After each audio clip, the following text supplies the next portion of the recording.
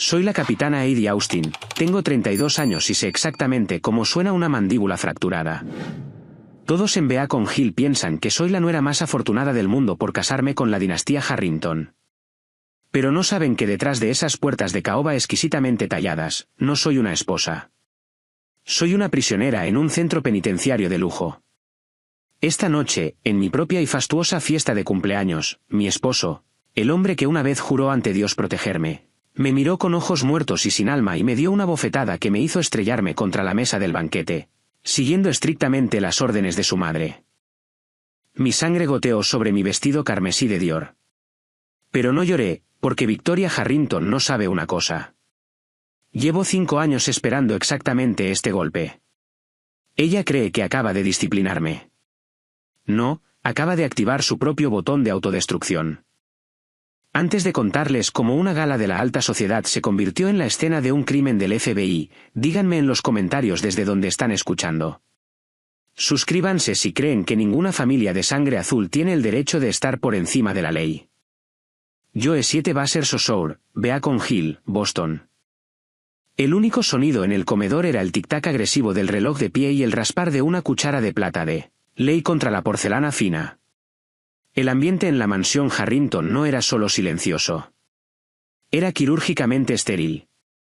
Era el tipo de silencio que presionaba contra tus tímpanos, cargado de juicio y amenazas tácitas. Me senté en el extremo más alejado de una mesa de caoba lo suficientemente larga como para que aterrizara un avión pequeño, mirando mi desayuno, medio pomelo rosa, café solo, sin azúcar. Este era el estándar de los Harrington. En esta casa, las calorías eran el enemigo, y el placer era un pecado a menos que pudiera ser monetizado. Eddie, querida, la voz de Victoria flotó desde la cabecera de la mesa. Era suave, dulce y mezclada con suficiente arsénico para matar a un caballo. Estás agarrando la cuchara como si fuera una pala otra vez. Me detuve. Mi mano se congeló en el aire. No levanté la vista de inmediato. En el ejército, a esto lo llamamos mantener la paciencia táctica. Lo siento, madre, dije, mi voz nivelada a un tono sumiso perfecto. Victoria Harrington, la reina sin corona de Beacon Hill, suspiró como si mis modales en la mesa fueran personalmente responsables del declive de la civilización occidental. Cogió su servilleta de lino y se dio unos toques en la comisura de la boca, aunque no había probado un solo bocado. No es tu culpa, supongo, dijo, escudriñando mis manos. Es genético. Esas son manos de trabajadora. Manos de albañil. No importa cuánta loción te compremos, siguen pareciendo que pertenecen a una trinchera, ¿verdad? Miré mis manos. Estas manos habían ensamblado carabinas M4 en la oscuridad total. Estas manos habían estabilizado un torniquete en un camarada sangrante mientras el fuego de mortero sacudía la tierra en Kandahar. Eran fuertes, firmes y letales. Para ella, simplemente eran feas. Intentaré ser más delicada, respondí. Inténtalo, me despidió, dirigiendo su atención al arreglo floral. Dentro de mi cabeza, recitaba las palabras del general James Mattis, un mantra que me había mantenido cuerda durante 5 años en esta jaula de oro: sé educado, sé profesional, pero ten un plan para matar a todo el que conozcas. No iba a matarla. Eso sería demasiado fácil. Iba a desmantelarla, ladrillo a ladrillo dorado. Exactamente a las 7:15, las pesadas puertas de roble se abrieron. James entró. Mi corazón hizo esa cosa traicionera que siempre hacía. Dio un vuelco. Incluso después de todo, incluso después de las drogas y la manipulación, verlo todavía desencadenaba un fantasma del amor que solía sentir. Llevaba un traje azul marino de Brooks Brothers, impecable y elegante. Pero el hombre dentro del traje, él no estaba. Buenos días, madre, dijo James. Su voz era plana, monótona. Carecía de la calidez que solía hacerme reír hasta que me dolían los costados. James, cariño, arrulló Victoria. Su comportamiento cambió instantáneamente de reina de hielo a matriarca cariñosa. Se levantó y caminó hacia él, pasando a mi lado por completo. Observé, sintiendo la picadura familiar de la invisibilidad. James se quedó allí como un maniquí mientras su madre se acercaba para ajustarle la corbata. Era un nudo Windsor, ya perfecto, pero ella lo apretó más. Parecía menos un gesto de afecto y más como si estuviera dándole cuerda a un soldado de juguete. «Pareces cansado, cariño», susurró, sus dedos demorándose en su cuello. «¿Tomaste tus vitaminas esta mañana?» «Sí, madre», respondió James, mirando la pared por encima del hombro de ella. No me había mirado, ni una sola vez. Me senté allí agarrando mi taza de café hasta que mis nudillos se pusieron blancos. «Mírame, James», rogué en silencio. «Solo una mirada. Demuéstrame que todavía estás ahí dentro». Pero el esposo que una vez había desafiado a esta mujer para casarse conmigo se había ido, enterrado bajo capas de condicionamiento psicológico y cualquier cóctel químico que el Dr. Bitley hubiera recetado esta semana. Era una cáscara, un arma que ella mantenía pulida y cargada, apuntada directamente a mi corazón. «Siéntate, James», ordenó Victoria suavemente. Heidi estaba demostrando cómo no sostener los cubiertos. «Quizás puedas enseñarle más tarde». James se sentó. Cogió su cuchara. Comió su pomelo. No me habló. Miré mi reloj. 7:30. «Si me disculpan», dije, levantándome. «Necesito prepararme para la fiesta de esta noche». Victoria no levantó la vista. «Ponte algo que te cubra los brazos, Heidi. No queremos que la gente piense que te pegamos. E intenta parecer menos militar. Es una gala, no un despliegue». «Sí, madre». Salí del comedor con la espalda recta. Mis tacones resonaban en el suelo de mármol, una cadencia constante y rítmica. Izquierda, derecha, izquierda, derecha. Contuve la respiración hasta que llegué al segundo piso, navegué por el laberinto de pasillos y entré en la suite principal. No me detuve en el dormitorio. Entré directamente en el vestidor, un espacio más grande que el apartamento en el que crecí. Hileras de vestidos de diseñador que odiaba colgaban como cadáveres en bolsas de plástico. Me moví hacia el fondo, detrás de un perchero de abrigos de invierno, y presioné un panel oculto en la estantería de caoba. Se abrió con un clic. Allí, acunado entre una pila de suéteres de cachemira, estaba mi salvavidas, un resistente portátil de grado militar que Victoria no sabía que existía. Lo abrí. La pantalla brilló con una dura luz azul, un marcado contraste con el amarillo cálido y sofocante de las lámparas de la casa. Escribí mi contraseña, una secuencia de números de mi antigua identificación de unidad. Informe de inteligencia entrante. Mis ojos escanearon el correo electrónico encriptado de mi contacto en la CIA.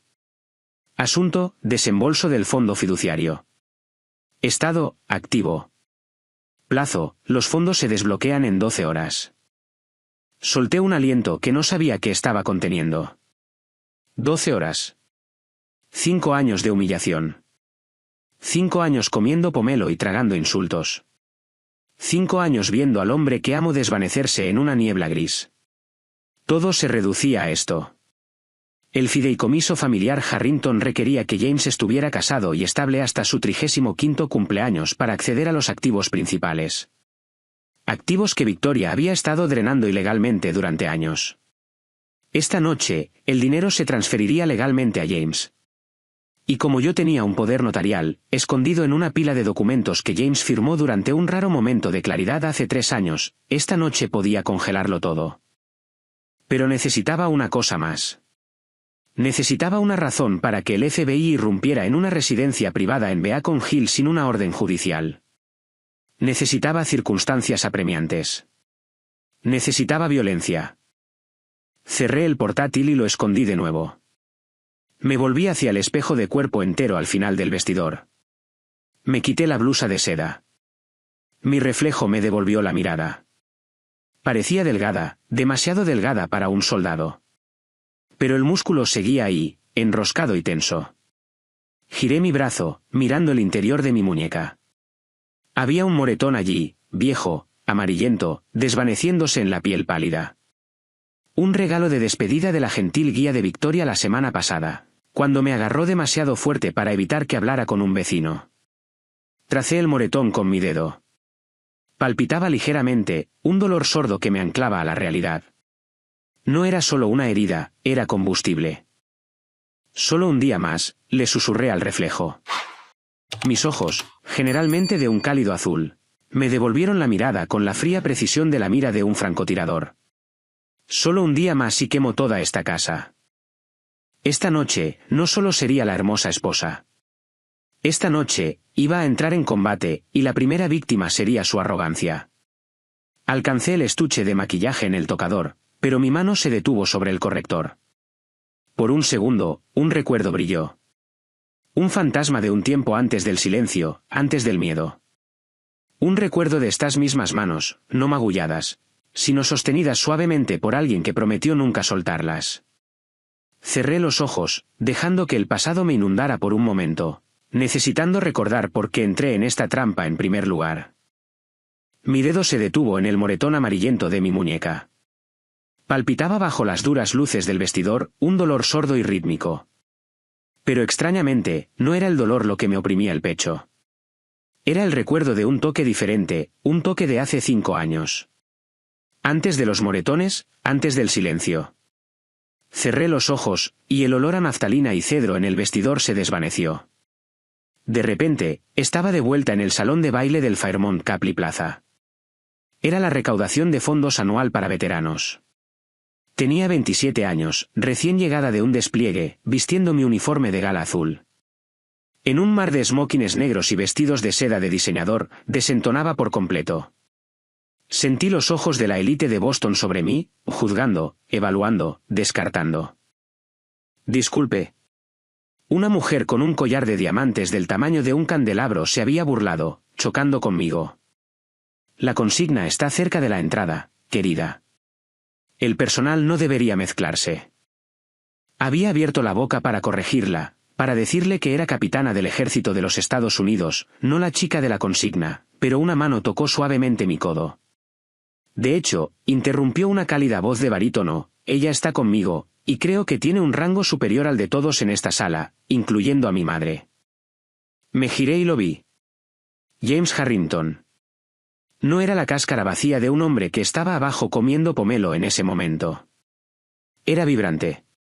Sus ojos, de un penetrante tono avellana, estaban vivos con picardía y calidez.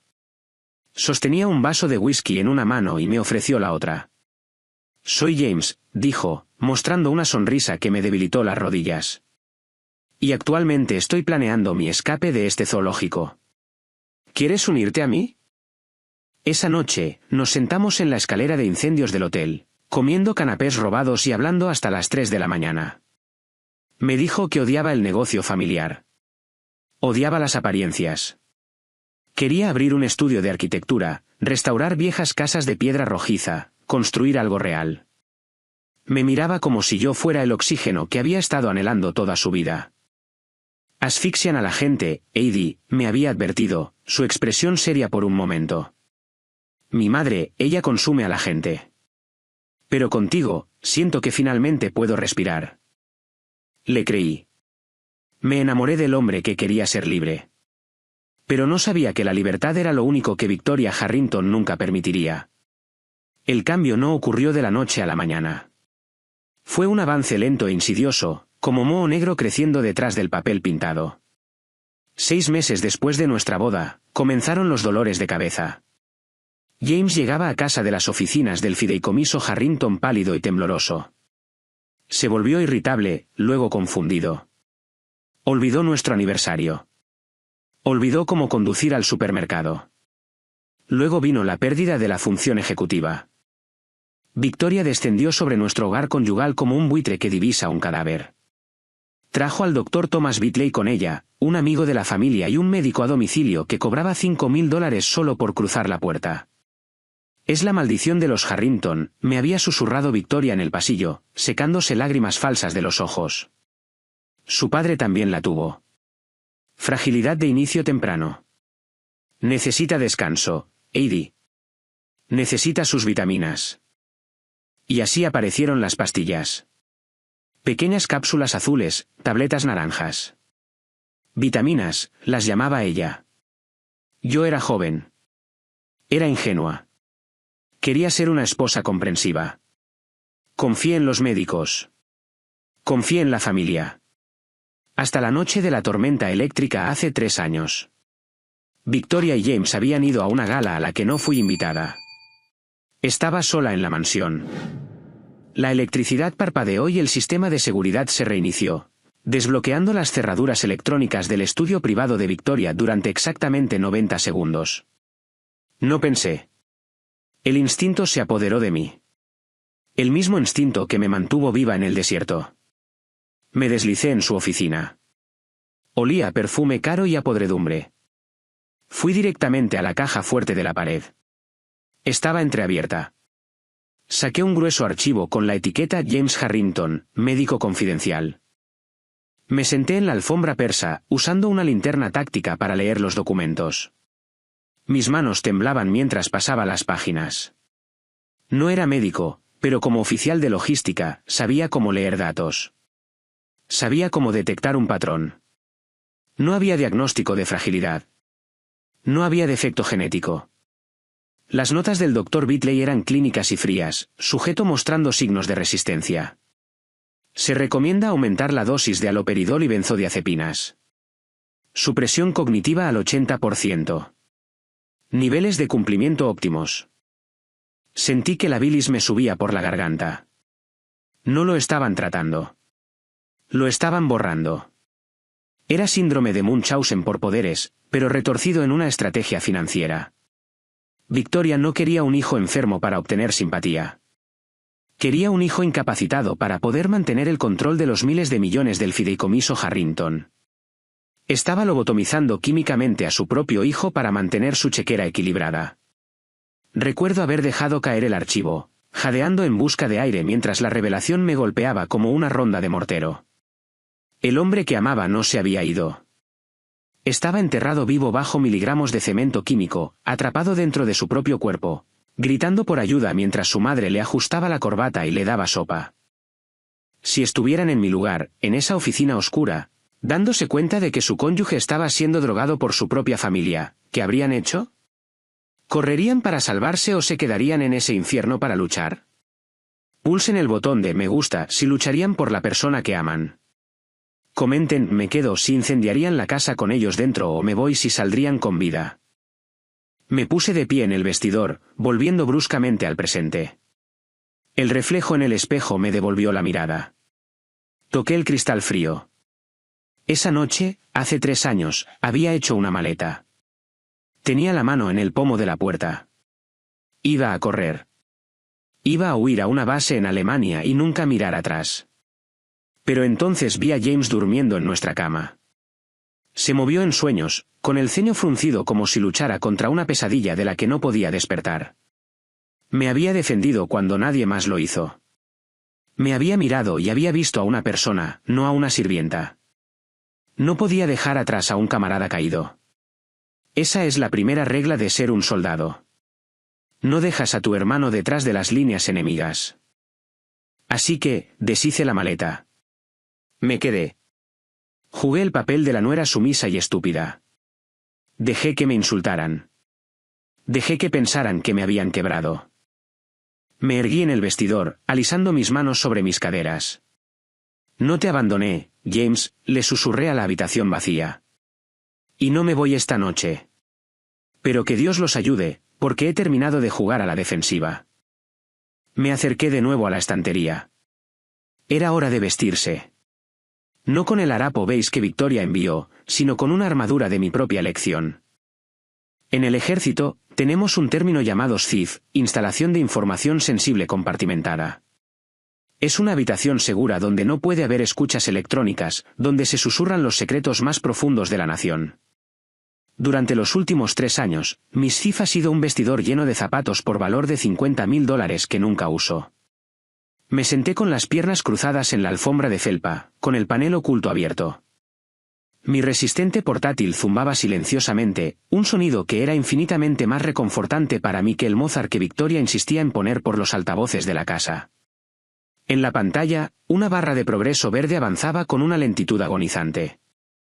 Subiendo, libro mayor Harrington Caimán V2 XLSX. Estado, 92%. Mi corazón martilleaba contra mis costillas, un ritmo frenético que contradecía mi postura quieta, de estatua. Esto no eran solo datos. Eran huellas dactilares digitales, transferencias bancarias disfrazadas de honorarios de consultoría, empresas fantasma en Delaware y Panamá, y lo más condenatorio de todo, los pagos mensuales al Dr. Thomas Bitley categorizados como anticipo médico. Pagos que coincidían perfectamente con cada declive en la salud cognitiva de James. Vamos, susurré, instando a la barra de progreso a avanzar. No te congeles ahora. Estaba operando tras las líneas enemigas, y el enemigo tenía los mejores abogados de Boston. Si me atrapaban ahora, no solo me divorciarían, me borrarían.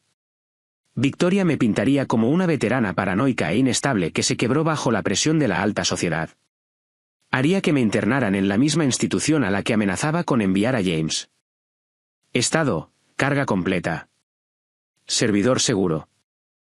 Solté un aliento tembloroso e inmediatamente saqué la tarjeta micro SD del portátil.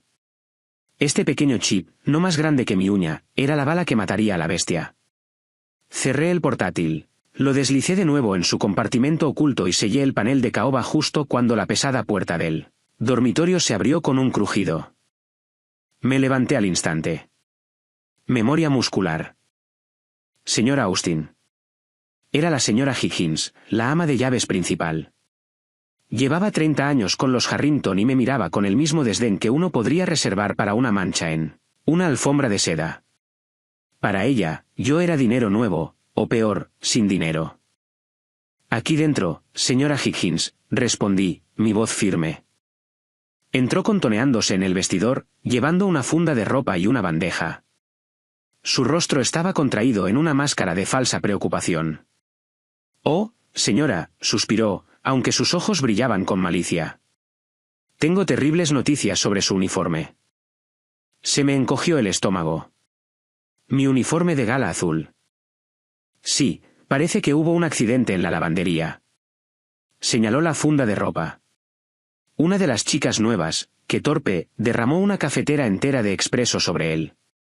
Intentamos quitarlo, pero la lana está arruinada. Me acerqué y abrí la cremallera de la funda. La chaqueta azul oscuro, adornada con mi insignia de rango y las cintas que había ganado con sudor y sangre en el polvo afgano, estaba empapada en un desastre marrón y pegajoso.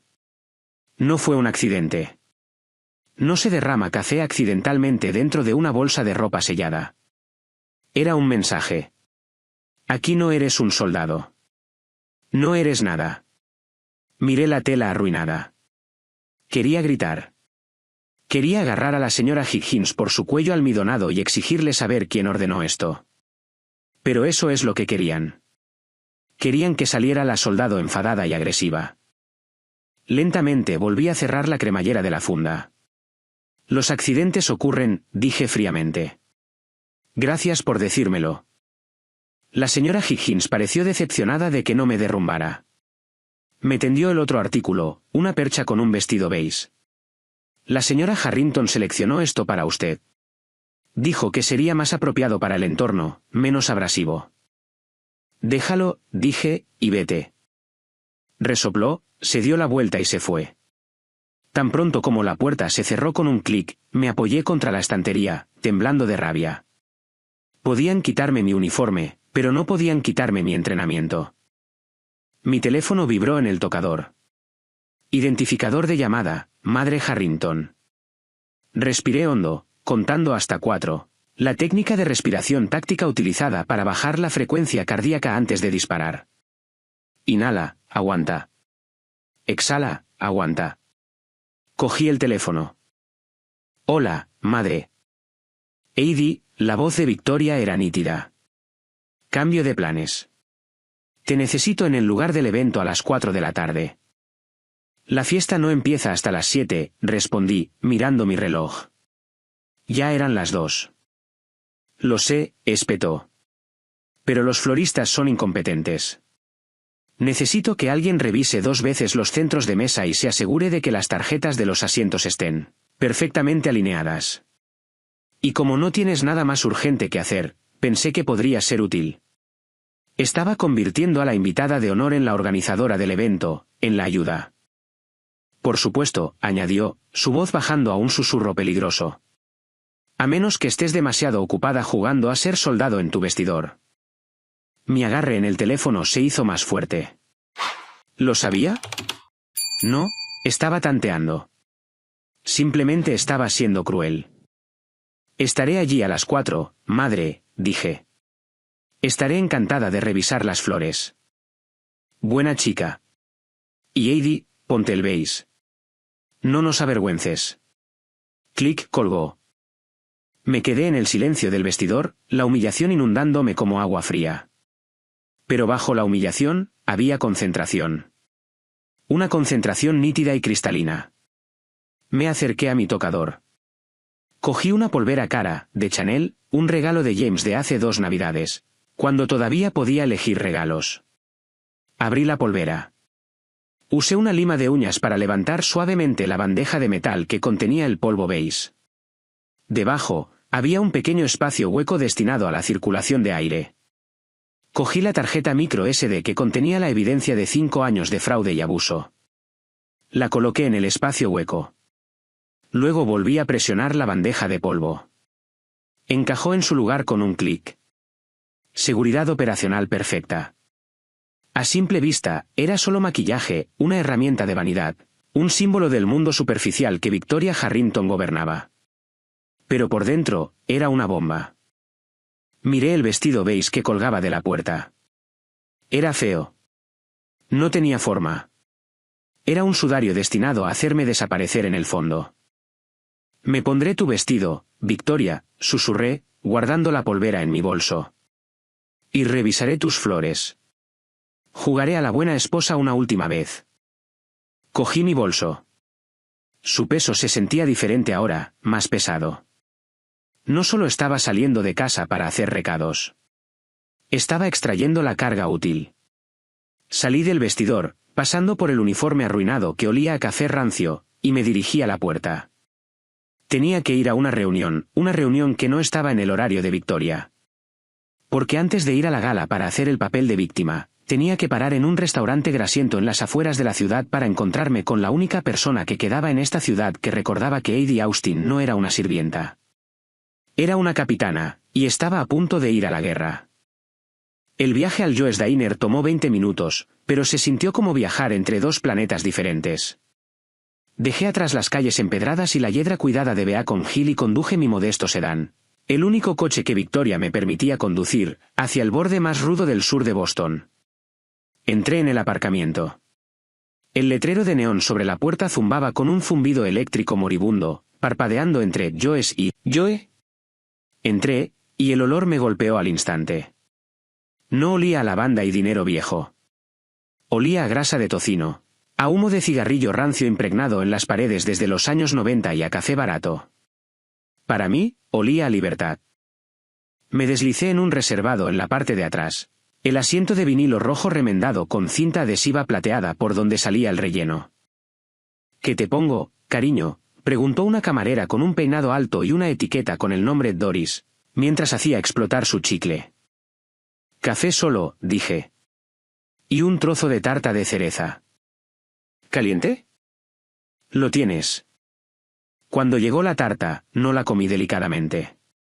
No me preocupé por sostener el tenedor como una pala.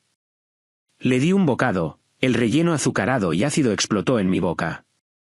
Era comida reconfortante, algo prohibido en la casa de los Harrington, donde el azúcar era tratado como un narcótico de clase A. La campana sobre la puerta tintineó. Un hombre entró. Llevaba una chaqueta Carhartt descolorida y una gorra de los Red Sox calada hasta las cejas. Parecía un obrero de la construcción o un camionero, que era exactamente la idea. Se deslizó en el reservado frente a mí. Capitana, asintió. Agente Miller, respondí, tomando un sorbo del café amargo y aguado. Agente especial David Miller, CIA.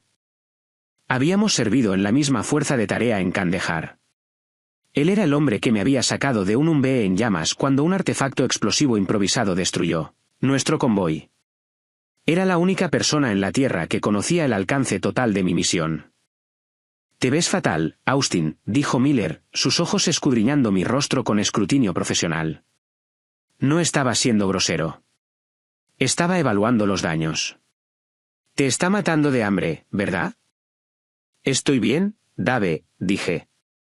Metí la mano en mi bolso y saqué la polvera de Chanel. La deslicé sobre la pegajosa mesa de laminado. Miller la cubrió con su mano grande y áspera. No la abrió. Conocía el procedimiento. El libro de contabilidad está ahí dentro, dije, mi voz baja. Cuentas en el extranjero, los sobornos al médico, la malversación del fondo fiduciario. Está todo ahí. Miller se guardó la polvera en el bolsillo. Este es un buen trabajo, Heidi. Con esto, podemos construir un caso rico. Podemos congelar sus activos. Podemos acusar a Victoria de fraude, blanqueo de capitales, quizás incluso de conspiración. Pero, pregunté. Oí la vacilación en su voz. Miller se quitó la gorra y se pasó una mano por el pelo canoso. Se inclinó más cerca. Pero una investigación financiera lleva tiempo. Meses, quizás un año. Tan pronto como congelemos las cuentas, sus abogados nos invadirán. Nos enterrarán en papeleo. ¿Y James? ¿Qué pasa con James? Si Victoria huele el humo, lo trasladará, dijo Miller con gravedad. Ella tiene poder notarial sobre sus decisiones médicas. Podría enviarlo a una institución privada en Suiza mañana mismo. Si eso sucede, lo perdemos. No podemos extraditar a un paciente sin una lucha tremenda. Se me heló la sangre. ¿Suiza? Nunca lo volvería a ver. Entonces, ¿qué necesitamos?, pregunté. Miller suspiró. Miró sus manos, luego se estiró sobre la mesa. Cubrió mi mano con la suya. Su piel era áspera, callosa y cálida. No era el agarre controlador de Victoria, ni el toque flácido y drogado de James. Era el apretón de manos de un hermano, un salvavidas. ¿Estás bien?, preguntó suavemente. De verdad. Miré nuestras manos. Durante 5 años, no me habían tocado con genuina amabilidad. Sentí que se me formaba un nudo en la garganta, una peligrosa grieta en mi armadura. Me lo tragué. Estoy sobreviviendo, susurré. Dime el plan, Dave.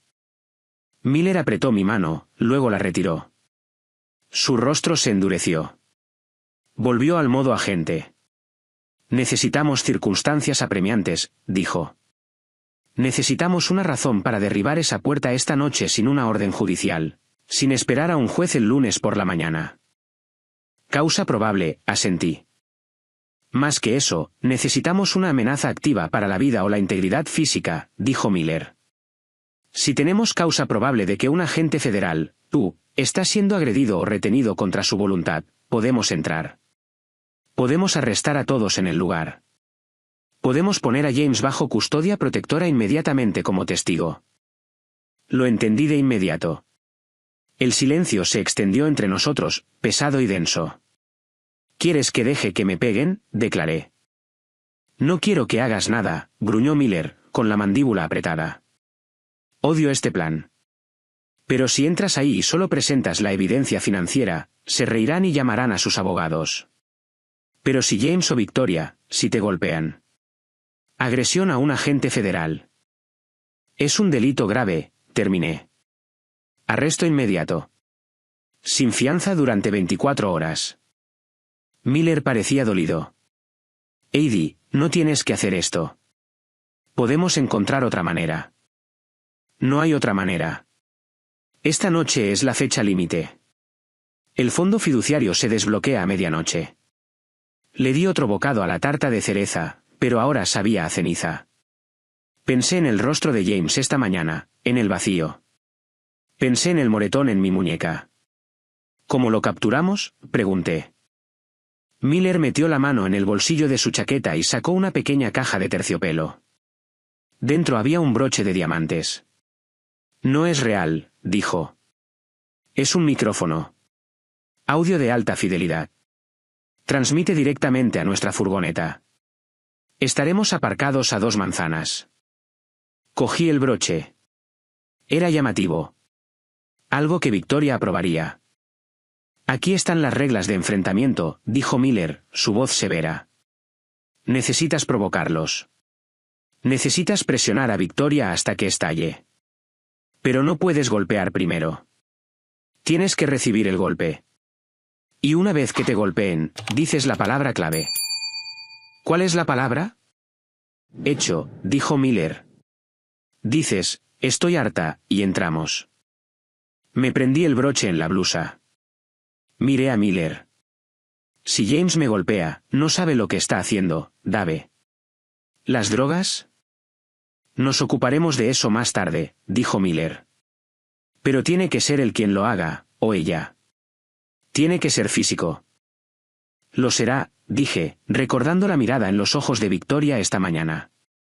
Estaba desesperada. La gente desesperada es violenta. Me levanté. Dejé un billete de $20 en la mesa, suficiente para cubrir la tarta y una generosa propina para Doris. Heidi. Miller también se levantó. Me agarró del hombro. Si sale mal, si sacan un arma, te vas. Al diablo con el caso. Te vas. ¿Es una orden? Lo miré. Sonreí, pero la sonrisa no llegó a mis ojos.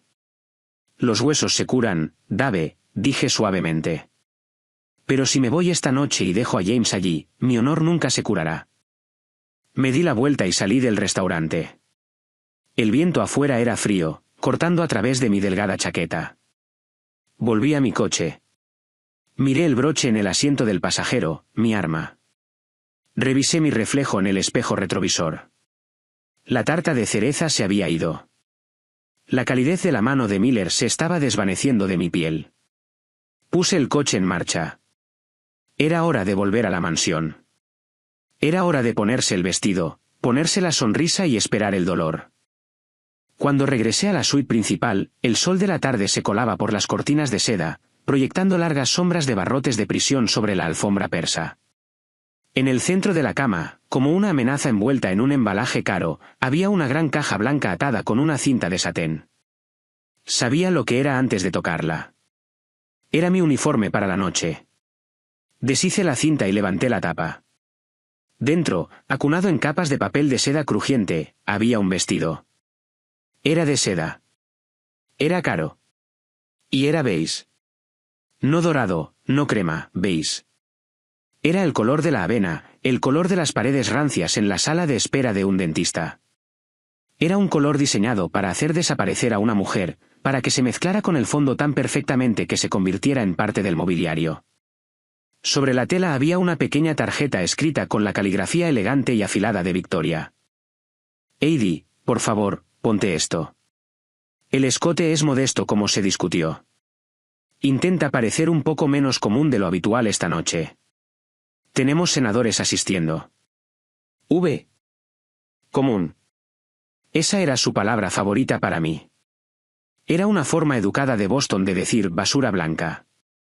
Era un recordatorio de que mientras ella nació en fondos fiduciarios y casas de verano en Martha's Vineyard, yo nací de un mecánico y una maestra de escuela en Ohio. Miré el vestido. No era solo una prenda de vestir. Era un bozal. Quería que me quedara en un rincón, invisible y silenciosa, mientras ella exhibía a James como un pony de premio. Sentí un calor subir por mi pecho. No el lento ardor del resentimiento, sino el fuego repentino de la adrenalina de combate. Me acerqué a mi mesa de costura en la esquina de la habitación. Cogí mis pesadas tijeras de sastre de acero. Estaban frías y pesadas en mi mano. Volví a la cama. No dudé. No pensé en el precio, que probablemente era más de lo que mi padre ganaba en un mes. Corte. Las cuchillas de acero cortaron la delicada seda beige con un crujido satisfactorio. Corte. Rasgadura. Corté el modesto escote por la mitad. Rajé el dobladillo. Destruí el símbolo de mi sumisión. Dejé los restos hechos jirones del vestido en la cama. Un montón de trapos caros.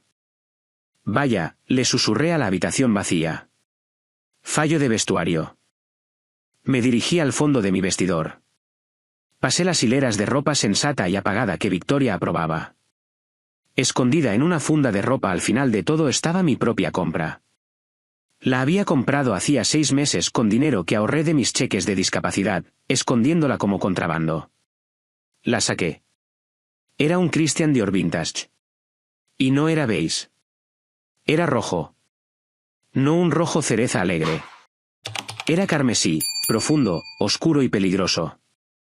Era el color de la sangre arterial. El color de las señales de advertencia. El color de la guerra. Me lo puse. La seda se ajustó a mi cuerpo como una segunda piel, resaltando el músculo que tanto me había costado construir, la fuerza por la que Victoria intentaba avergonzarme. El escote se hundía lo suficiente para ser atrevido, lo suficiente para decir, soy una mujer, no una niña. Me paré frente al espejo de cuerpo entero. La transformación fue sorprendente. La esposa cansada y derrotada se había ido. La que me devolvía la mirada era la capitana Eddie Austin. Alcancé el broche de diamantes que el agente Miller me había dado, el micrófono. Lo prendí en el tirante izquierdo del vestido, justo sobre mi corazón. Mis manos temblaban ligeramente, no por miedo, sino por la magnitud de lo que estaba a punto de hacer. Cerré los ojos y susurré el versículo que nuestro capellán nos había leído antes de nuestra primera patrulla en el Valle de Corengal: pónganse toda la armadura de Dios para que puedan hacer frente a las artimañas del diablo. Efesios 6 y 11. Este vestido era mi armadura. Este broche era mi arma.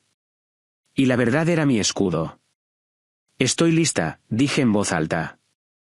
Cogí mi bolso de mano que contenía la polvera con los datos robados y abrí la puerta del dormitorio. James me estaba esperando en el pasillo. Estaba vestido con un smoking negro, luciendo devastadoramente guapo. Por un segundo, solo un segundo, la niebla en sus ojos pareció disiparse. Levantó la vista cuando salí, y su respiración se entrecortó. Sus ojos se abrieron de par en par. Me escaneó desde el dobladillo del vestido rojo hasta mi rostro. No había confusión en su mirada, solo un repentino e intenso destello de reconocimiento.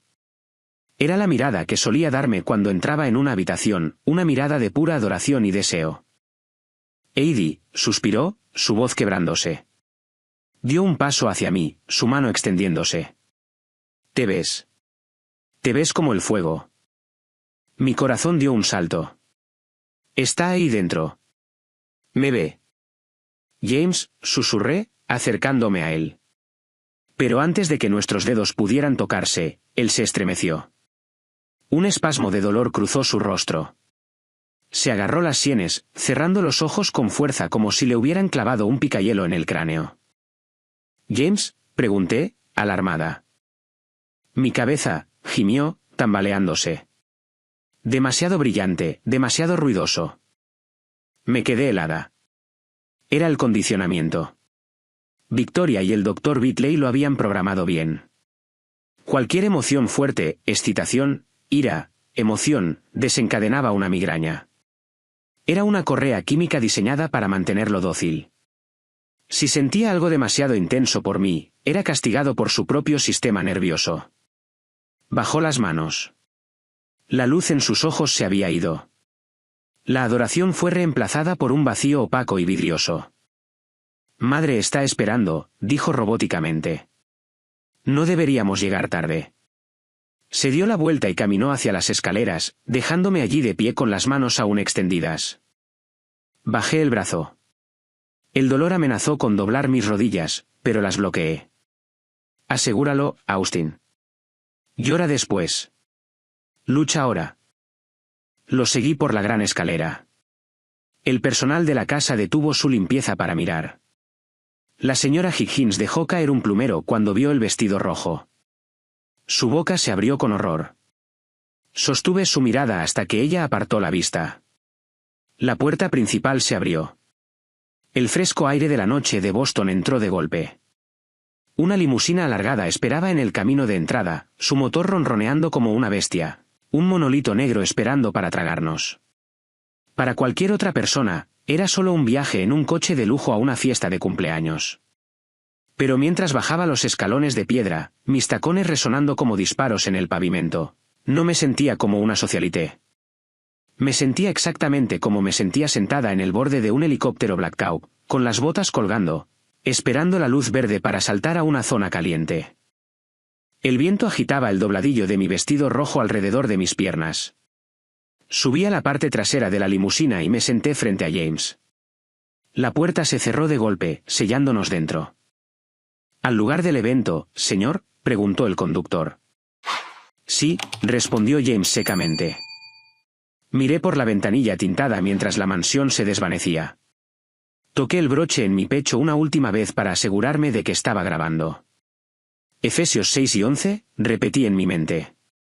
Estábamos entrando en el patio de recreo del diablo ahora. Y no planeaba tomar prisioneros. El gran salón de baile de la finca Harrington era una obra maestra de intimidación del viejo mundo.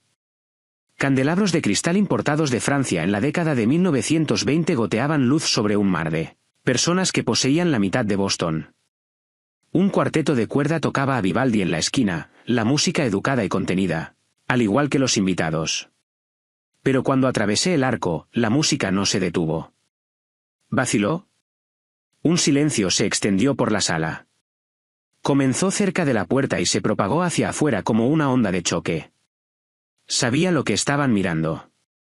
En una sala llena de negros, azules marinos y, por supuesto, el beige preferido de Victoria, yo era una herida sangrante.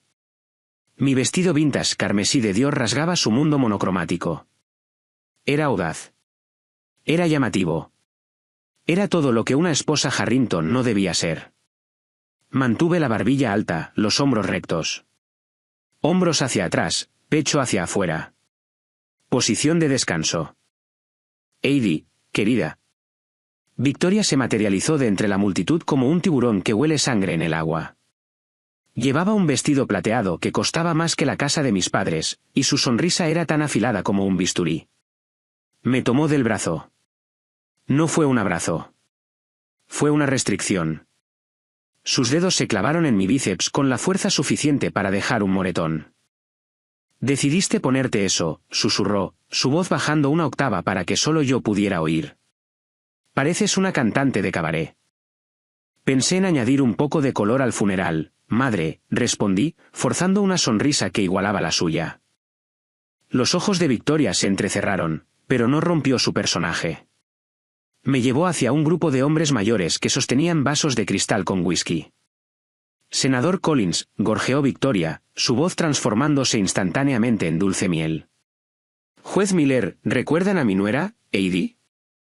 El senador Collins, un hombre con una cara como una manzana seca y ojos que habían visto demasiados tratos de trastienda, me miró de arriba abajo. Ah, sí, la chica del ejército.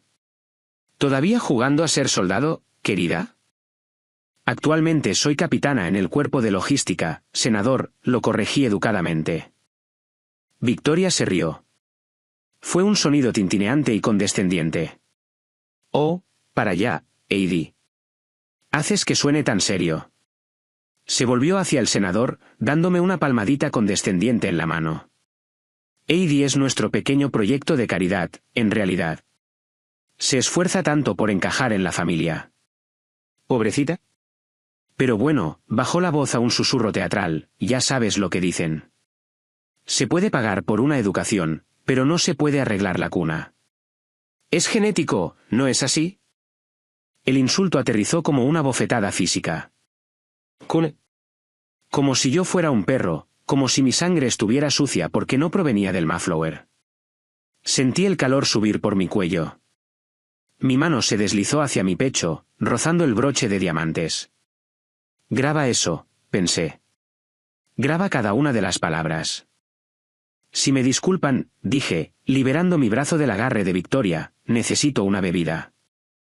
Me alejé antes de hacer algo que arruinara el plan, como romperle la nariz al senador.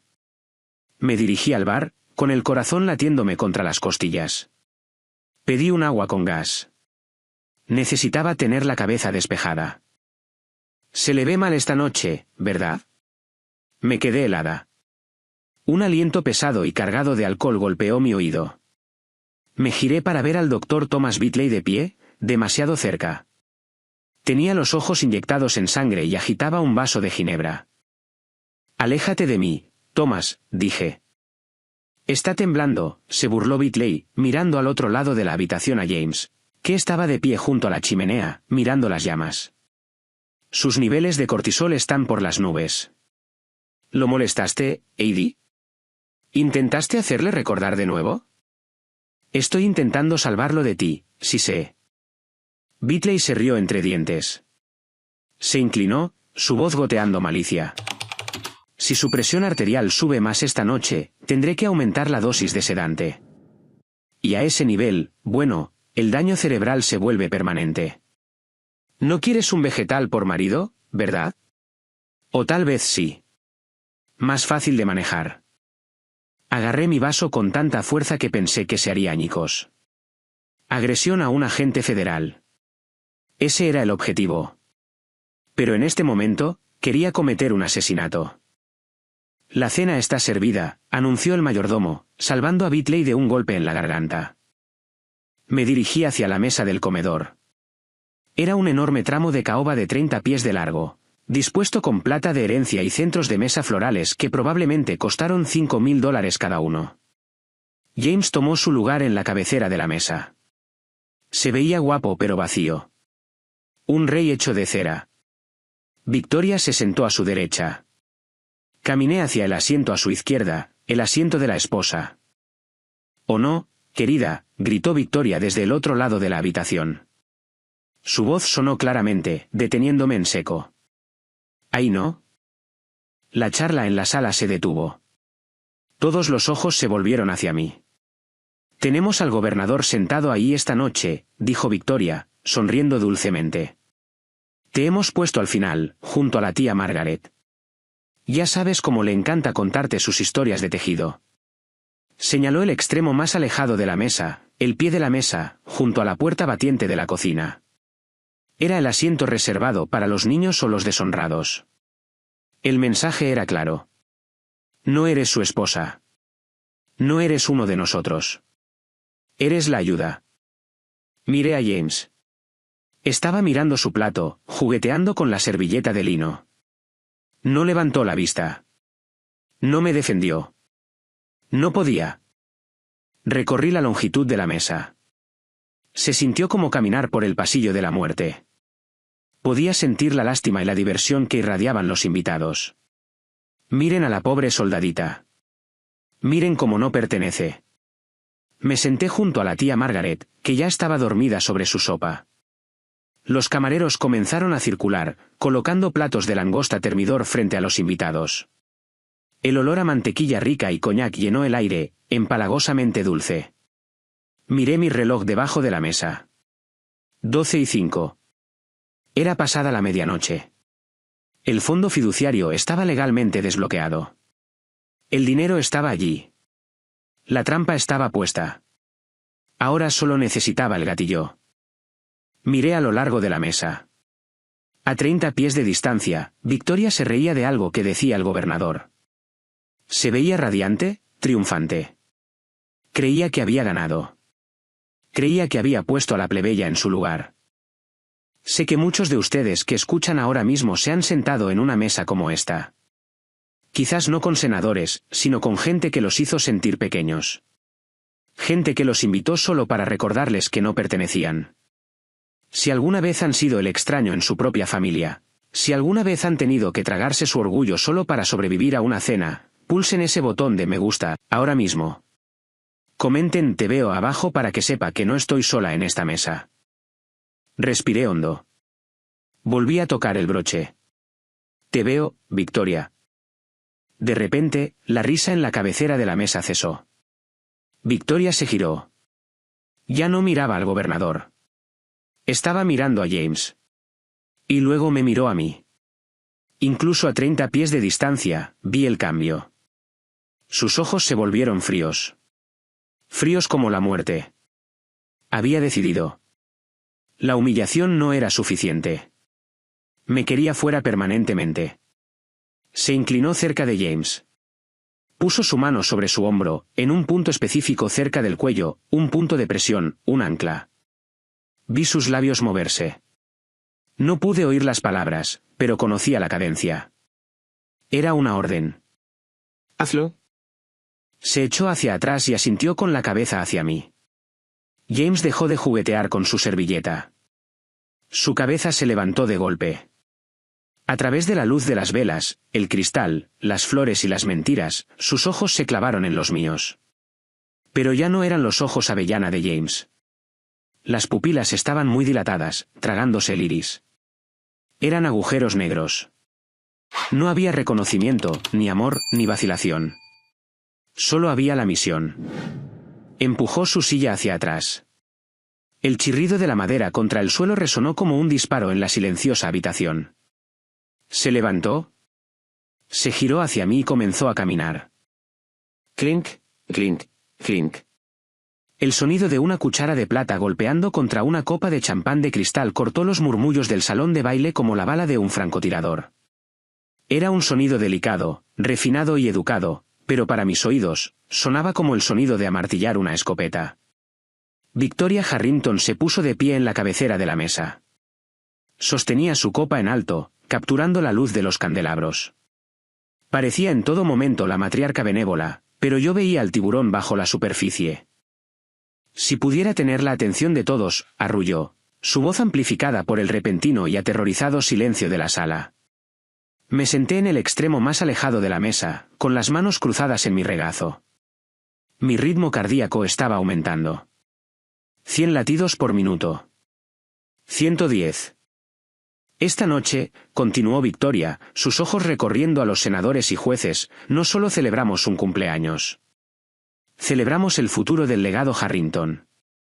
Hizo una pausa para darle un efecto dramático. No me miró. Todavía no. Como muchos de ustedes saben, mi hijo James entra en posesión de su herencia completa a medianoche. Y como madre, mi único deber es protegerlo. Proteger a esta familia dejó la palabra suspendida en el aire, cargada de implicaciones, de aquellos que buscarían explotar su naturaleza generosa. De los depredadores, los cazafortunas que se abren camino a nuestro mundo. Ahora me miró. No fue una mirada sutil. Fue un foco de atención. Todas las cabezas en la sala se giraron hacia el final de la mesa. Podía sentir su juicio presionando mi piel como un peso físico. Vieron a una mujer con un vestido rojo que no pertenecía. Vieron a la villana en la narrativa de Victoria. Por lo tanto, sonrió Victoria, una curva fría y triunfante de labios rojos. Anunciamos una reestructuración completa de los activos familiares. Con efecto inmediato, James me ha cedido el poder notarial, asegurando que ningún extraño pueda tocar un solo céntimo de la fortuna Harrington. Un educado murmullo de aplausos estalló. Los invitados aplaudían mi ejecución financiera. No me moví. No parpadeé. Que aplaudan, pensé. Están aplaudiendo su propia acusación. Victoria bajó su copa. El discurso había terminado. El asesinato legal estaba completo. Ahora venía la eliminación física. Se apartó de su silla. Se movió con una gracia fluida y depredadora hacia James. El tiempo comenzó a ralentizarse. Lo vi suceder en cámara lenta de alta definición. Vi la tela de su vestido plateado rozar el smoking de James. Vi las motas de polvo bailando en el aire entre ellos. Se inclinó cerca de él. Su mano se levantó. No fue una caricia. Fue un gatillo. Sus dedos bien cuidados se clavaron en el músculo trapecio de su hombro izquierdo. Conocía ese punto. El Dr. Bitley había masajeado ese punto cientos de veces. Era un ancla pavloviana, un interruptor físico conectado directamente a su sistema nervioso, pasando por alto su lógica, pasando por alto su corazón. Acercó sus labios a su oído. No pude oír el susurro desde 30 pies de distancia, pero pude leer el movimiento de su mandíbula. Encárgate ahora. Se echó hacia atrás. James se quedó helado por un instante. Luego parpadeó. Cuando sus ojos se abrieron, mi esposo se había ido. Desde el otro lado de la mesa, vi el cambio fisiológico. Fue aterrador. Sus pupilas se dilataron instantáneamente, tragándose los iris avellana hasta que sus ojos fueron dos pozos negros. Las venas de su cuello se hincharon mientras su presión arterial se disparaba, impulsada por el cóctel químico que inundaba sus venas. No estaba mirando a su esposa. Estaba mirando a una amenaza. Estaba mirando al enemigo. La silla raspó el suelo, un chirrido áspero y violento que hizo que la tía Margaret saltara en su sueño. James se levantó. Se giró hacia mí. La sala se quedó en silencio absoluto. Los aplausos murieron. El cuarteto de cuerda dejó de tocar. Incluso los camareros se congelaron, sosteniendo bandejas de langosta suspendidas en el aire. James comenzó a caminar. No caminaba con el paso suelto y fácil del hombre con el que me casé. Caminaba con el paso rígido y mecánico de un soldado marchando hacia el fuego. Sus manos estaban apretadas en puños a sus costados. Pum, pum, pum. Sus zapatos de vestir golpeaban el suelo de madera. Cada paso resonaba en mi pecho. 30 pies. Me levanté. Sentía las piernas pesadas, pero bloqueé las rodillas. Empujé la pesada silla de roble hacia atrás. 20 pies. Los invitados sentados entre nosotros se apartaron del camino. El senador Collins derramó su whisky. Una mujer con perlas jadeó y retiró su silla, creando un camino ancho y despejado para James. ¿Eran cobardes? Todos ellos. Vieron a un hombre, obviamente drogado, obviamente agresivo, marchando hacia una mujer, y ninguno de ellos se levantó. Solo miraron. Era el efecto espectador en su forma más pura y fea. Querían ver el accidente de coche. 10 pies. Mi instinto de supervivencia, perfeccionado por años de entrenamiento militar, me gritaba. Amenaza detectada. Ejecutar maniobra defensiva. Bloquear, golpear, golpe en la garganta, neutralizar. Mis músculos se tensaron. Mi pie derecho se deslizó automáticamente hacia atrás en una postura de lucha. Podía derribarlo. Sabía que podía. Incluso con su ventaja de tamaño, estaba descoordinado, drogado. Una simple barrida de piernas, una llave de articulación, y estaría en el suelo. No una voz dentro de mi cabeza ordenó. Retírate, soldado. Si contraatacaba, yo era la agresora. Si contraatacaba, Victoria presentaría esto como veterana inestable ataca a su esposo. Tenía que recibir el golpe. Forcé mi pie a volver a una posición neutral. Deshice mis puños. Respiración táctica. Hazlo ahora. Inhala. 2, 3, 4. Llené mis pulmones, oliendo el aroma de lirios caros y violencia inminente. Aguanta. 2, 3, 4. Visualicé el oxígeno viajando a mi cerebro, manteniendo a raya el pánico. Exhala. 2, 3, 4. Liberé la tensión en mis hombros. Dejé caer mis manos a los lados, dejando mi rostro y pecho completamente expuestos. Aguanta. James estaba a 5 pies de distancia. Podía ver el sudor perlado en su frente. Podía ver la nada en blanco y aterradora en sus ojos. No estaba respirando. Estaba jadeando. Un sonido bajo y animal. James, susurré. No me oyó. Estaba atrapado en un bucle de pesadilla, viendo un monstruo donde estaba su esposa. Miré el broche de diamantes en mi pecho. En mi mente parpadeaba una pequeña e invisible luz roja. Grabando. Siempre grabando. Volví a mirarlo. No me inmuté. No me acobardé. No supliqué. Levanté la barbilla. Le ofrecí mi rostro. Vamos, cariño, pensé, una sola lágrima amenazando con derramarse pero contenida por pura fuerza de voluntad. Hazlo. Rómpeme para que pueda salvarte. Dame la evidencia. Se detuvo justo frente a mí. Se cernía sobre mí, bloqueando la luz de los candelabros. Su respiración era entrecortada, su mano temblaba violentamente, levantada en el aire. La sala contuvo la respiración. Cerré los ojos, relajé la mandíbula para minimizar el daño y esperé la oscuridad. El impacto no se registró como dolor al principio. Se registró como un sonido. Crack. Fue el sonido nauseabundo y húmedo de carne golpeando carne, amplificado por la acústica cavernosa del salón de baile. La palma abierta de James conectó con el lado izquierdo de mi cara con la fuerza de un mazo. La pura energía cinética me levantó del suelo. Giré hacia atrás, mi cadera golpeando el borde de la mesa de comedor de caoba. Me estrellé contra la vajilla. Una pesada copa de cristal se hizo añicos contra mi hombro. El plato de langosta termidor se deslizó por el borde, estrellándose en el suelo en un desastre de salsa de crema y fragmentos de porcelana. Caí con fuerza sobre el suelo de madera. Mi visión se volvió borrosa. Un zumbido agudo llenó mis oídos, ahogando el jadeo que recorrió la sala. Durante 3 segundos, permanecí allí. Podía saborear el gusto metálico del cobre en mi boca. Tenía el labio partido. Me toqué la mejilla y mis dedos volvieron húmedos. Miré mi mano. Era sangre, de un rojo brillante y oxigenado. Combinaba perfectamente con mi vestido. Sobre mí, James estaba de pie respirando pesadamente, su mano aún suspendida en el aire. Temblaba violentamente, mirando su propia palma como si perteneciera a otra persona. La sala estaba en silencio, no el silencio educado de antes, sino el vacío aterrorizado de una multitud que acababa de presenciar un crimen. Victoria Harrington estaba a 30 pies de distancia.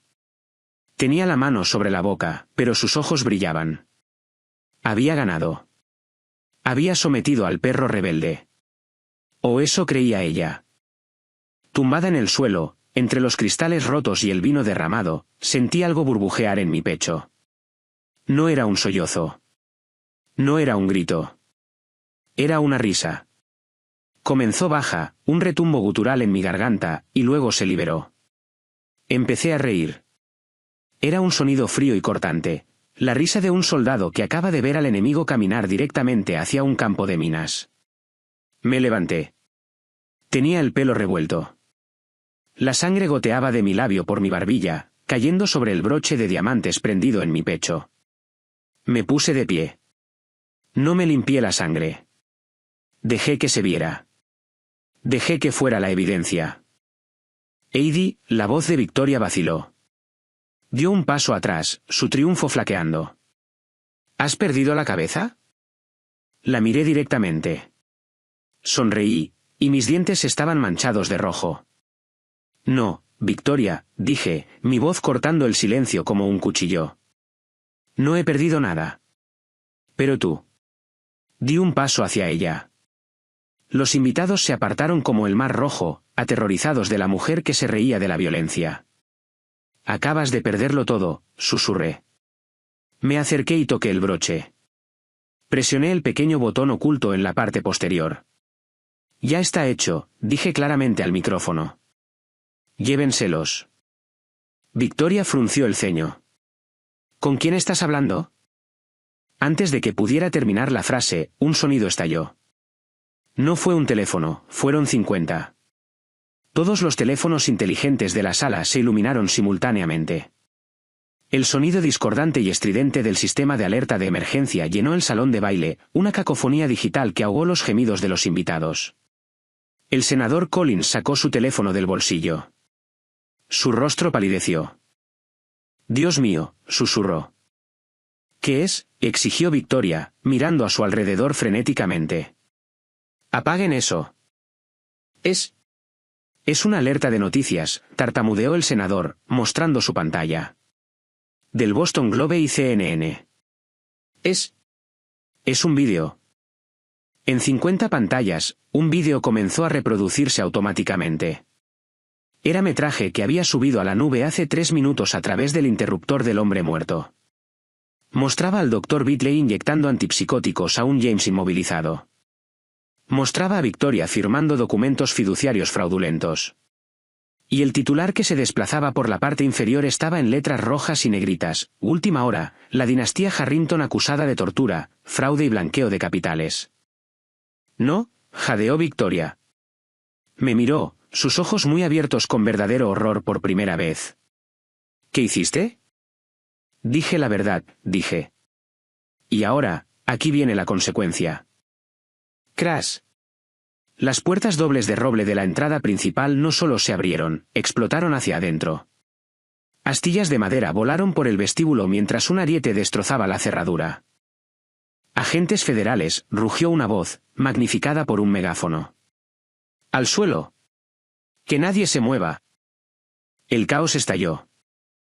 La sociedad educada de Boston se disolvió en pánico. Las mujeres gritaban y se tiraban al suelo. Los hombres en smoking levantaban las manos, acobardados. A través del humo y el polvo, un equipo de 12 oficiales tácticos entró en la sala. No llevaban smoking. Llevaban chalecos de Kevlar con las siglas FBI y Policía Militar. Sus botas tronaban en el suelo, un glorioso ritmo de justicia. Docenas de puntos láser rojos recorrieron la sala, cortando la penumbra como sables de luz. Un punto se posó en el pecho del senador Collins, otro en la frente del Dr. Bitley, y 3 puntos convergieron directamente en el pecho de Victoria. Victoria Harrington, retumbó la voz del agente Miller mientras irrumpía por la brecha, con su arma en alto. Aléjese del sujeto. Ponga las manos donde pueda verlas. Victoria se quedó helada. Su rostro era una máscara de incredulidad. En su mundo, la policía llamaba a la puerta de atrás y pedía permiso. En su mundo, el dinero lo arreglaba todo. Pero el dinero no detiene una redada federal. Esto es un error, chilló, su voz quebrándose. ¿Sabe quién soy? Soy Victoria Harrington. Y usted está bajo arresto por conspiración, blanqueo de capitales y agresión a un agente federal, gritó Miller, avanzando hacia ella. Detrás de él, 2 policías militares se movieron hacia James. No lo derribaron. Se movieron con precisión. Aseguren el activo, gritó uno de ellos. Que venga un médico ahora mismo. James se quedó allí parpadeando, confundido por el ruido y las luces. Miró sus manos, luego a los agentes que lo rodeaban. Me quedé en el centro de la tormenta, intacta. La adrenalina estaba desapareciendo, reemplazada por una ola de agotamiento. Pero me mantuve firme. Miré a Victoria por última vez. Estaba temblando. Sus ojos se movían por la sala, buscando un aliado, buscando un abogado, buscando una salida. Pero no había salida. Los muros que había construido para mantener el mundo fuera se acababan de convertir en los muros de su celda. Su mano temblaba violentamente. La copa de champán de cristal que había estado sosteniendo, el símbolo de su poder, su brindis por mi destrucción, se deslizó de sus dedos. El tiempo pareció ralentizarse de nuevo por un último segundo. Vi caer la copa. Golpeó el suelo de madera. Añicos. El sonido del cristal rompiéndose marcó el fin de una era. La dinastía Harrington yacía en pedazos en el suelo, mezclada con salsa de langosta y mentiras. 2 agentes agarraron los brazos de Victoria, haciéndola girar. El frío y metálico clic de las esposas cerrándose fue el sonido más dulce que jamás había oído. Heidi, gritó mientras la arrastraban, su dignidad desaparecida, su pelo alborotado. Tú, pequeña ingrata. Soy dueña de esta ciudad. No puedes hacer esto. Me acerqué y desprendí el broche de diamantes de mi vestido. Mi mano estaba firme. En realidad, Victoria, dije en voz baja, aunque no podía oírme por el caos, creo que descubrirás que el gobierno de los Estados Unidos es el dueño de esta ciudad esta noche. Me di la vuelta. Me giré hacia los médicos que trabajaban con James. La guerra había terminado, pero la misión de rescate acababa de empezar. Tiene derecho a guardar silencio. Cualquier cosa que diga puede y será utilizada en su contra en un tribunal de justicia. La voz monótona del agente Miller recitando la advertencia a Miranda era el único sonido constante en una sala que había descendido a la locura. El gran salón de baile, que minutos antes era un santuario de la alta sociedad, ahora parecía una zona de guerra. Las sillas estaban volcadas. Canapés caros estaban pisoteados en las alfombras persas. El aire olía a alcohol derramado, sudor y miedo. Me quedé en el centro de los escombros, secándome el labio partido con una servilleta de lino que costaba más que mi primer coche. Observé cómo se llevaban a Victoria Harrington hacia la salida. No caminaba con su habitual elegancia real. La estaban arrastrando, sus tacones plateados raspando inútilmente contra el suelo. Su pelo impecablemente peinado se estaba soltando, cayendo en mechones frenéticos alrededor de un rostro contraído por la rabia. «Suéltenme», chilló, forcejeando contra el agarre de Miller. «¿Saben quiénes son mis abogados? Conseguiré su placa. Los enterraré». Guárdeselo para el juez, señora Harrington, gruñó Miller, apretando más su brazo. Caminé hacia ellos. La multitud de agentes del FBI se apartó para dejarme pasar. Victoria me vio venir. Dejó de luchar. Sus ojos, generalmente tan fríos y calculadores, estaban desorbitados y salvajes. Heidi jadeó, intentando cambiar de táctica, intentando encontrar el botón de la manipulación una última vez. Heidi, diles. Diles que esto es un malentendido. Tu familia. No puedes dejar que le hagan esto a la familia. Me detuve a 2 pies de ella. Miré las esposas que se clavaban en sus muñecas. Acero frío e industrial aprisionando su pulsera de tenis de diamantes. Era un contraste poético. No hablé con ira. Hablé con el tono plano y sin emociones de un fiscal leyendo un veredicto. No es un malentendido, Victoria, dije. Es una acusación. Sostuve mi teléfono, mostrando el archivo digital que acababa de enviar al fiscal del distrito. Blanqueo de capitales a través de la Fundación Harrington OP. Enumeré los cargos, marcándolos con los dedos. Evasión de impuestos por un total de $12 millones en 5 años.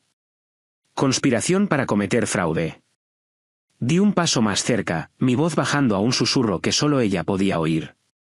Y el más grave, abuso médico, restricción química, detención ilegal. Drogaste a tu propio hijo para mantener el control de su chequera. La máscara se cayó en un instante. La reina de Beacon Hill desapareció. La socialité filantrópica se disolvió. Frente a mí solo había un animal vicioso y acorralado. Victoria se abalanzó sobre mí, contenida solo por las esposas y el agarre del agente Miller. La saliva volaba de su boca. Tú, pequeña rata de alcantarilla ingrata, gritó, su voz cruda y fea.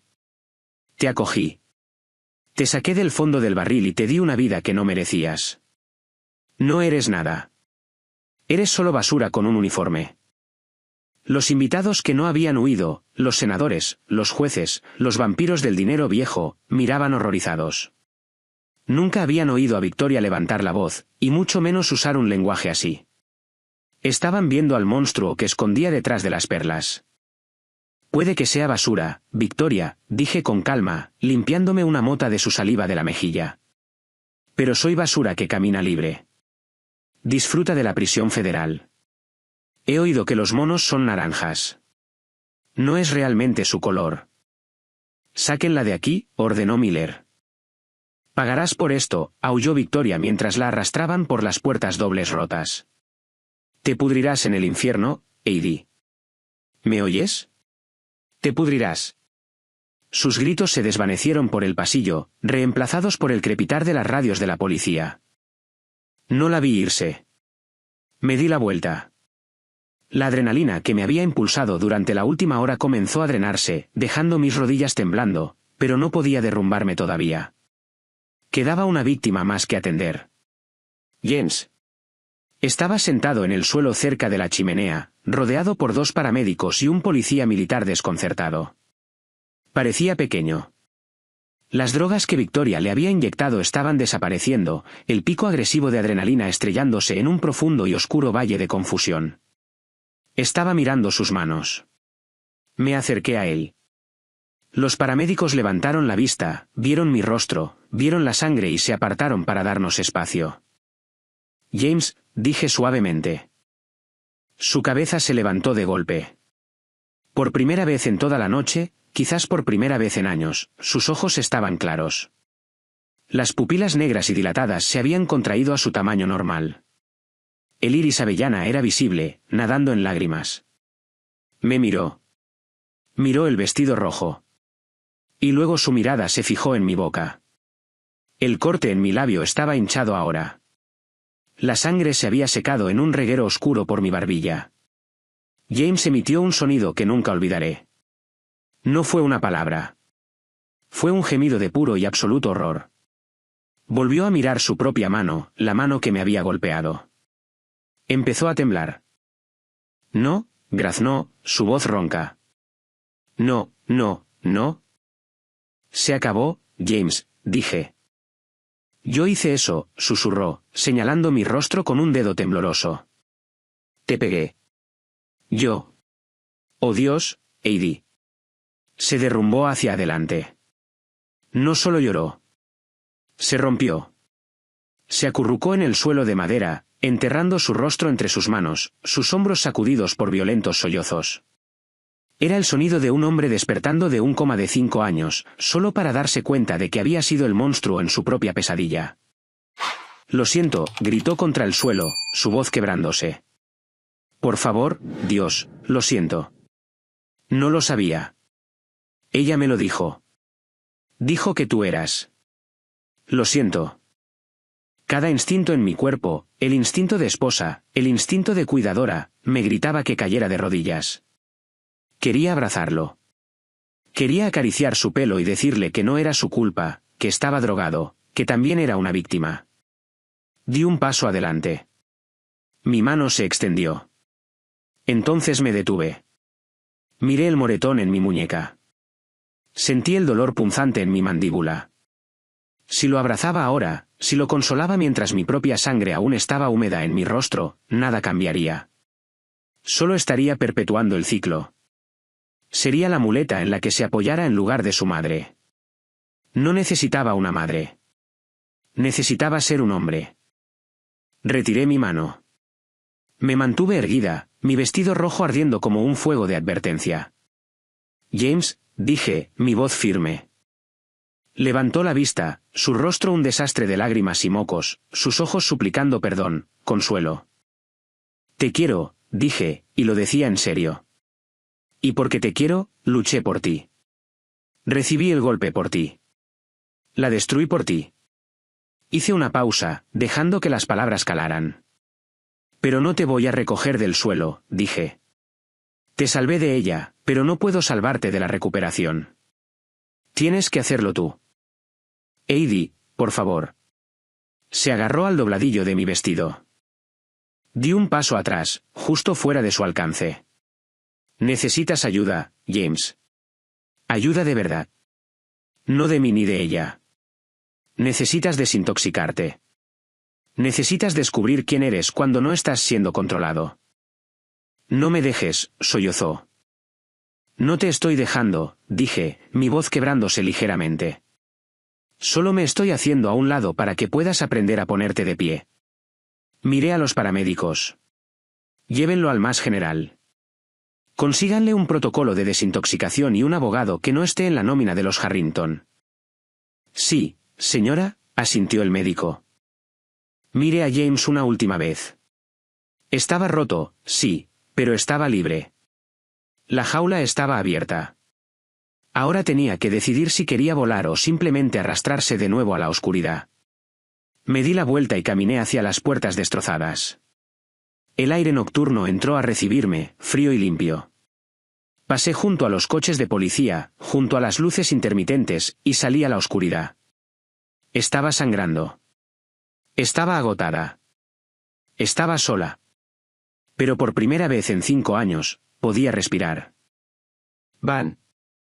El sonido del martillo del juez golpeando el bloque de caoba resonó en la sala del Tribunal Federal. Fue un sonido agudo y final, el sonido de un libro cerrándose de golpe. Cadena perpetua sin posibilidad de libertad condicional, declaró el juez Harrison, su voz desprovista de piedad. Observé desde la galería, sentada en la última fila. 6 meses atrás, había entrado en un salón de baile con un vestido rojo para empezar una guerra. Hoy, me sentaba con un sencillo blazer azul marino para presenciar la rendición. Victoria Harrington no gritó. Esta vez, no amenazó. Se veía pequeña, encogida en su mono naranja, despojada de sus diamantes, su seda de diseñador y su nombre. Era solo la reclusa 8940. Ahora, mientras los alguaciles se la llevaban, no miró hacia atrás. El imperio se había ido. Salí del Palacio de Justicia John Joseph Moakley y me encontré con el cegador sol de la tarde. El aire del puerto de Boston era fresco y salado. Por primera vez en 5 años, el aire no sabía a secretos. Sabía a oxígeno. Los reporteros esperaban al pie de las escaleras, con los micrófonos levantados como bayonetas. Gritaban preguntas sobre el escándalo, sobre los millones incautados por el Departamento de Justicia, sobre los derechos cinematográficos. Me bajé las gafas de sol y pasé de largo. No tenía comentarios. Mi historia no era para los tabloides. Era para la verdad. Caminé unas cuantas manzanas hasta un parque tranquilo con vistas al agua. Me senté en un banco de madera, la madera cálida contra mi espalda. Metí la mano en mi bolso y saqué un sobre blanco liso. No había remitente, solo un matasellos de Vermont. Pasé el pulgar por la caligrafía. Era temblorosa, la escritura de un hombre que está reaprendiendo las habilidades motoras finas, pero era legible. Lo abrí. Querida Edie. Mi terapeuta dice que debería escribir esto. No para ti, sino para mí. Pero creo que mereces leerlo. Llevo 160 días sobrio. La niebla finalmente se está disipando. Recuerdo cosas ahora. Recuerdo la forma en que me miraste cuando nos conocimos. Recuerdo la forma en que no logré protegerte. Durante mucho tiempo, estuve enfadado porque destruiste mi vida. Pero ahora me doy cuenta de que no destruiste mi vida. Destruiste mi jaula. Estoy aprendiendo quién es James cuando no es un Harrington. Da miedo. Es silencioso. Pero es real. No pido perdón. No lo merezco, y no te pido que vuelvas. Eres una guerrera, Edie. Necesitas un compañero, no un paciente. Gracias por amarme lo suficiente como para herirme. Gracias por salvarme. Adiós, James. Leí la carta 2 veces, con un nudo en la garganta, no de dolor, sino de un extraño y doloroso alivio. Doblé el papel y lo guardé en mi bolso. Miré mi mano izquierda. El dedo anular estaba desnudo. El pesado diamante que Victoria había elegido se había ido, vendido junto con el resto de la finca para pagar la restitución a las víctimas del fraude de la caridad. No lo echaba de menos. La marca del bronceado ya se estaba desvaneciendo. Me levanté y caminé hacia el distrito financiero. Tenía una reunión más hoy. Entré en la oficina con paredes de cristal de mi abogado. El agente Miller, ahora ascendido a subdirector, estaba sentado esperándome. Capitana Austin, sonrió Miller, levantándose para estrechar mi mano. ¿O es ahora civil Austin? Solo Edie, le devolví la sonrisa. El papeleo está finalizado, dijo el abogado, deslizando un grueso documento sobre el escritorio. Bajo la ley de reclamaciones falsas, como denunciante en una demanda quitam, tiene derecho a un porcentaje de los activos recuperados. El gobierno ha incautado más de $200 millones de los fideicomisos ilegales de los Harrington. Señaló una cifra al final de la página. Era un número con muchos ceros. Suficiente dinero para comprar una mansión en los Hamptons. Suficiente dinero para retirarse a una isla y no volver a pensar en el dolor. ¿Qué vas a hacer con él, Edie?, preguntó Miller. Te has ganado unas vacaciones. Miré el cheque, luego miré a Miller. No quiero unas vacaciones, Dave, dije. Quiero una misión. Cogí un bolígrafo y firmé los documentos. Estoy estableciendo una organización sin ánimo de lucro, anuncié. Se llama Fondo Operación Libertad. El abogado levantó una ceja. ¿Y el objetivo? Defensa legal y extracción financiera para miembros del servicio atrapados en matrimonios abusivos, dije con firmeza. Hay miles de soldados ahí fuera, Dave. Hombres y mujeres que pueden manejar a un insurgente con una CAD-47 pero no saben cómo manejar a un cónyuge que vacía su cuenta bancaria o a una familia que los manipula. Me incliné hacia adelante. Quiero ser la caballería para ellos. Quiero proporcionar los abogados, las casas seguras, los contables forenses.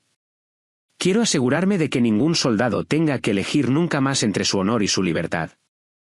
Miller me miró por un momento, luego una lenta sonrisa se extendió por su rostro.